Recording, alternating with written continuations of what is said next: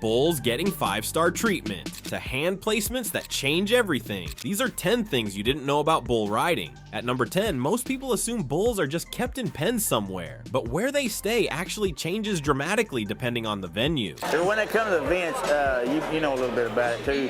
Here at Oklahoma City, they keep them at the Lazy Arena. The arena is really big. It's 600 foot long, 300 foot wide, and they set up pens. They're all indoor in air conditioner or heater in this case. From indoor spaces with climate control to locations hours away that require constant trucking back and forth, the logistics are wild. Location matters more than you'd think. Some of the places like Madison Square Garden, they keep them 2 hours away, so it's kind of a truck haul back and forth. The guys really spend a lot of time on the road getting them back and forth. And Boise, Idaho, or Nampa, Idaho, they stay right there outside the building. So it's all different everywhere else, but it just kind of depends what part of the country. But if bulls get that kind of attention, the equipment riders use is just as surprising at number 9. Bull riding spurs aren't what you'd expect. Movement. Now the reason you want it to be dull is so that it will catch a hold. If it's sharp, then it's like a knife cutting.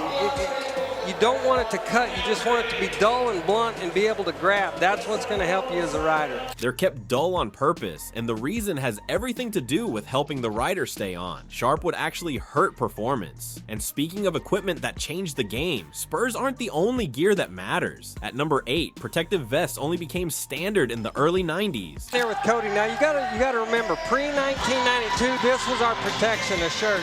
Cody Lambert here is the guy that invented the bull riding vest for the bull riders, and this is actually the very first prototype made. This is the one that Cody Lambert rode with back in his... Before that, riders wore just a shirt, and Cody Lambert's invention changed everything almost overnight. One prototype at the national finals led to a revolution. Well, the protection level's a little better than it was, or quite a bit better. The flexibility, I think, was better in my vest, but you know, we were going from a shirt to that felt like a lot of protection at that time, but this one feels like it would really protect them a lot better.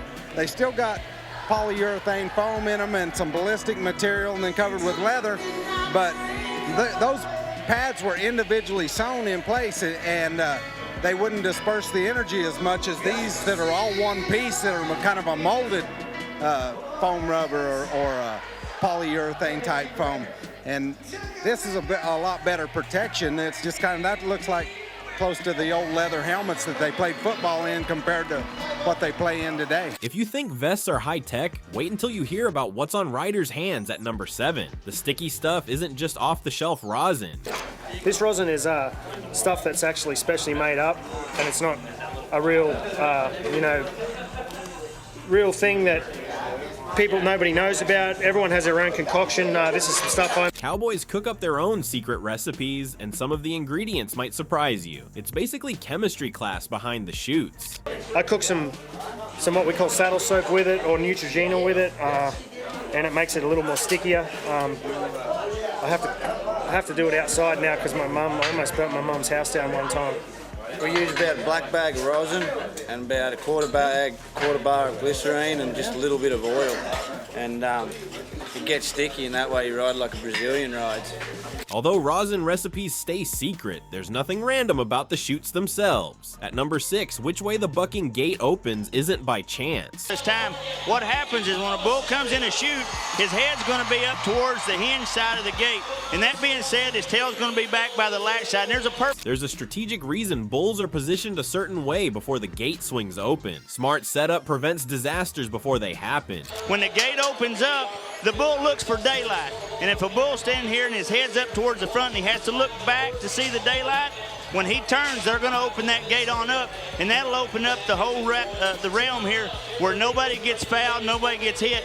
If the chute's back shut here, and we're going to say the bull's head's on the other end, if that be the case, when they open that bucking chute and gap it a little bit, that bull's going to see a narrow gap, and he's going to shoot for it, and he'll knock the rider off on this post right here. Gate mechanics keep things safe, but once the ride starts, scoring gets complicated. At number 5, the math behind those final numbers is more complex than most people realize. Now all 4 judges turn in a score, they're added up and then divided in half. That's how they come up with a score. 4 judges are involved, and there's a specific system for how their scores get combined into that final number you see on the screen. The math behind it surprises people. It's not just an average. These guys do a great because their vantage point. I'm going to show you this judge right here. You can see he's standing up, looking down at the rider as the rider prepares himself. He can see if this bull's moving around or not. If the rider's taking too long or misses an opportunity to call for the bull, we'll tell you, the judges have put the rider on the clock. This is the judge that makes that call. There's another judge over here that I'm going to show you. And now I want to tell you, if we were on the other side of the arena, we've got a mirror image. This judge right here is about 35 feet up the fence. He's at ground level, so during the ride, he has a great view of the... People think judging is just one person's opinion, one official explained, but it's actually a system with checks and balances built in. And if there's a dispute about a slap or disqualification, there's a replay judge who makes the final call. And any discrepancies, the last decision comes from the replay judge. The bull and rider both get judged separately, the official added, so even a perfect ride can get a lower score if the bull doesn't perform. It's a partnership whether you like it or not. The replay system cleaned up a lot of controversy. Before video review, arguments over close calls happened constantly. Now we have evidence, the official said. It's not perfect, but it's way better than the old days. Scoring has its nuances, and so do the rules riders follow. At number 4, there's a rule about catching the bull rope knot that most fans completely misunderstand. Everybody, that I want to talk a little bit on the misconception in the rule of catching knots and why the riders do it and what the judges are looking for. You can actually catch the knot during the ride and still be legal. The disqualification only applies in one very specific situation. People see a rider catch the knot and assume it's an automatic disqualification, one judge explained, but the rule is way more specific than that. Judges have to be sure. They have to clearly see that the rider leaves the chute, the first jump, out with their spur in the knot. If they catch it during the ride, that does not matter because they have no control, but if they leave with it, it's a DQ. The reason for the rule is about fairness. Catching the knot at the wrong moment gives an unfair advantage, but catching it during the ride is just bad luck. Snyder here helping us out tonight, and Luke's not a guy that's ever been known for catching his knots, but he's going to help us out with this tonight. And we can see here on this side, Luke's got his bull rope set. You set your rope for this. You can see this is what we call his knot right here. And you can see Luke's spur right there. It's in perfect shape to catch it. Now, if we'll go over on Shorty's side, we're on the loop side. And the exact same thing. That's where the rope pulls through to pull tight on the bull. You can see his loop.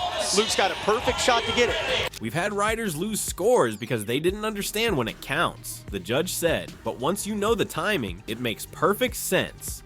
Judges watch for it at one specific point in the ride. Miss it then, and the ride stands. Catch it, and you're out. It seems complicated, but it's really just about that first moment, the judge added. After that, anything goes. Knot rules have specific timing, but the rope itself matters just as much. At number 3, the type of bull rope you use actually changes where you have to put your hand. Bucky, you got to imagine the backbone's right down the center. With an American-style bull rope, being right-handed, I'm going to use both these right-handed.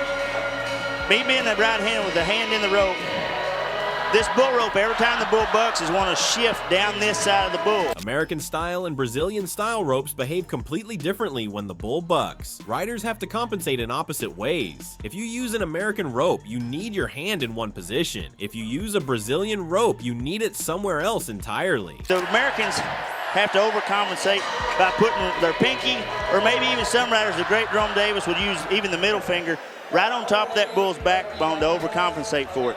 It's counterintuitive, one rider explained. You'd think you just grip the rope and go, but where your hand sits determines whether you stay centered or get thrown off. Some riders even adjust which finger they use on the bull's backbone depending on the rope style.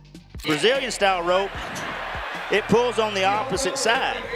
So what the Brazilians have to do is overcompensate, because every time this bull bucks, this rope's wanting to shift this direction. So they move their hand off down the side. So every time that bull bucks, it pushes them up in the middle. Every little detail matters, the rider said. American rope pulls one way, Brazilian rope pulls the other. You have to know your equipment. The Brazilian style became popular because it offered different leverage, but it requires completely different hand mechanics to work. People think it's just grip strength, the rider added, but it's really about geometry. The rope moves, the bull moves. Your hand compensates for both. Hand placement is science, but equipment myths are everywhere. At number 2, despite what you've probably heard online, the flank strap is nowhere near what people claim it is. It's an urban legend. Everywhere you go in bull riding, people ask, why do you take the flank ropes or the rope that's around the backside? Is it around their testicles? No, it's not. And I'm going to show you exactly what happens. There's an enduring myth about where this strap goes and what it does, but contractors will show you exactly how it's actually applied. This rumor has been around forever, and it drives people in the industry crazy because it's so easy to disprove. Back here in the back, all it is, it just drops down the far side, goes straight under. I'm going to take a chute hook, reach through this gap in this fence, go to the other side, pull it straight through. No wraps around anything, straight up around here. This is a bull that weighs 2,300 pounds. I've heard this for years, one contractor said, and it's frustrating because anyone who's been behind the chutes knows the truth. The flank strap sits around the bull's hindquarters as a performance cue. That's it. No pain, no cruelty, just a signal. JW was pointing out, you can clearly see in this picture, nowhere near the male parts. Yeah, and you know, Craig, this is something these contractors really care about these bulls a great deal, and they're trying to do everything they can to get the best out of them, not hinder them in any sort of way. If the strap caused pain, the bull wouldn't perform well, the contractor explained. Bulls in pain don't buck with power. Our bulls are athletes doing what they're bred to do. Bulls that don't want to buck get retired. Nobody forces an animal to perform because it doesn't work. We invest hundreds of thousands into these animals, the contractor said. Why would we hurt them? The myth survives because people don't watch how the equipment is actually used, but the application process tells the whole story. Myths about equipment spread fast, but real danger requires real protocols. At number 1, here's something most fans never think about. What actually happens when a rider gets hung up? One of the things we wanted to show the fans while we had the Mighty Bucky here was what causes a hang-up, and then what do the bullfighters do to get them out of the hang-up. A hang-up is one of the most dangerous situations in bull riding, and there's a very specific protocol bullfighters follow to get the rider free. The worst thing a hung-up rider can do is try to balance off the rope. That makes everything worse. It is typically when a bull rider is riding and he gets forward and his feet come out of the bull and it lets his body go over the top of his hand. At that time, his hand is going to roll over in the rope. As you can see right there, I do not have the ability to open my fingers. That's why I'm stuck in the rope. The worst thing you can do in that situation as a bull rider is to get that rope and try to balance yourself off of it because you're only pulling it tighter. So you got to leave that rope alone, try to stay close to the bull, try to stay on your feet. Instead, bullfighters have a system that involves coordination between both fighters most people don't know exists. Are going to come in, get his head, work the bull away from the cowboy back toward the other bullfighter. He's going to come in, as you can see Frank right here, and get locked in. He gets locked in there, and then at that time, he's going to pull the tail of the rope, ripping it out of my hand. Then I come free, and they're in position to take the bull on away from me. Everybody gets away from it clear. That's how you work a hang-up, folks, in an ideal situation. People see us running around and think we're just reacting, one bullfighter said. But we have a choreographed system. One engages the bull, the other goes for the release. There's a specific tool that releases the rope instantly without injuring the rider further. Pulling on the rider's hand doesn't work. If you try to yank the hand out, you'll break bones, the bullfighter explained. The release tool works immediately. That's why it exists. Hang-ups are terrifying because the rider is completely vulnerable. Every second counts. I've seen guys hung up for 10-15 seconds, the bullfighter said.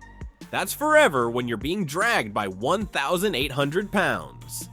Bullfighters train specifically for this. They practice the timing, positioning, and release technique until it's instinct. You don't get a second chance, the bullfighter added. You either get the rider free fast or they get hurt. That's the reality. The system has saved countless lives. Before it became standard, hang-ups were even deadlier. It's not perfect, the bullfighter said, but when it works in seconds. These are the layers most fans never see. The travel logistics, the dull spurs, the vest revolution, the rosin chemistry, the gate strategy, the scoring math, the knot timing, the rope mechanics, the strap myths, the hang-up system. Bull riding isn't just 8 seconds. It's built on details that separate the pros from everyone else.